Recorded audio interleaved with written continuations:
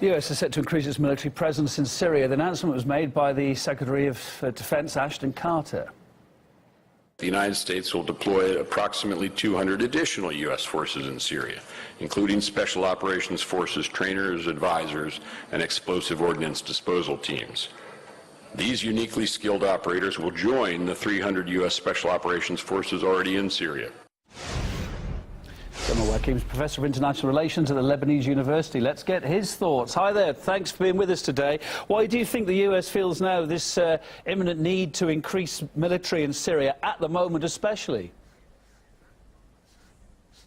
Well, I believe that this step comes at a time when the Syrian forces, backed with the Russian and the Iranian forces, are being able to take over Aleppo. And this is considered as a severe blow to the American strategy in Syria and in Iraq.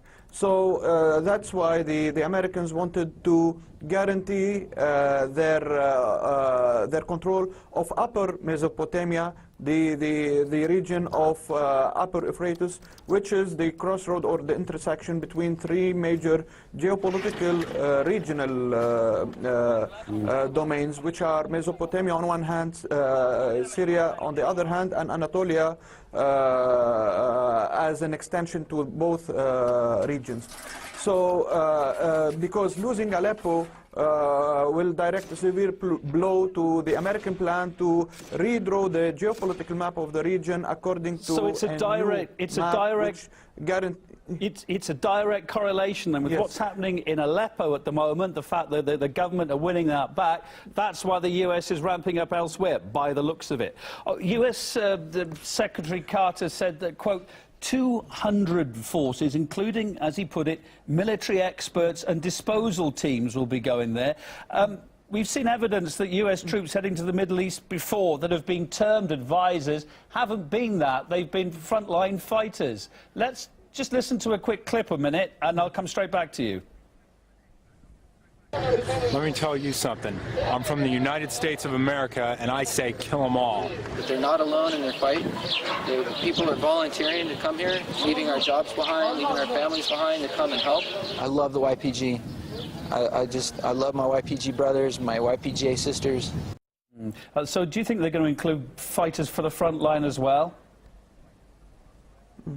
Yeah, definitely. I believe that this was the pretext, for example, for to fight terrorism that made the United States send what it called military advisors to Iraq. But this was only the first step towards sending thousands of troops. And we don't know the exact number of troops that are fighting in Iraq now against Daesh, but the main purpose was to have a foothold near Mosul, which is a very strategic region in Iraq.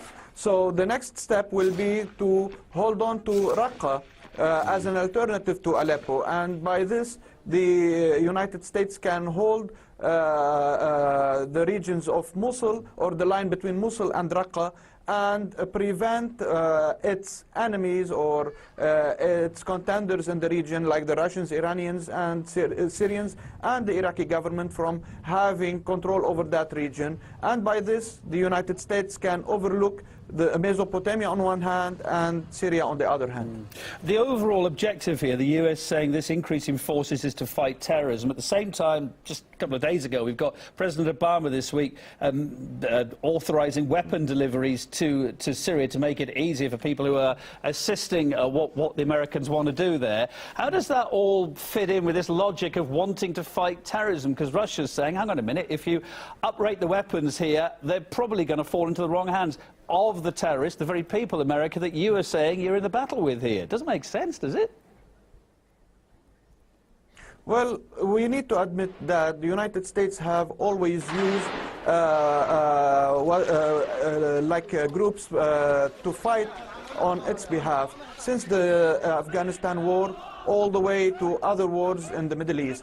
So this is no different from previous cases. I don't believe that the real objective of the United States is to fight terrorism, but it's using terrorism as a pretext to extend its hegemony over strategic areas in the Middle East.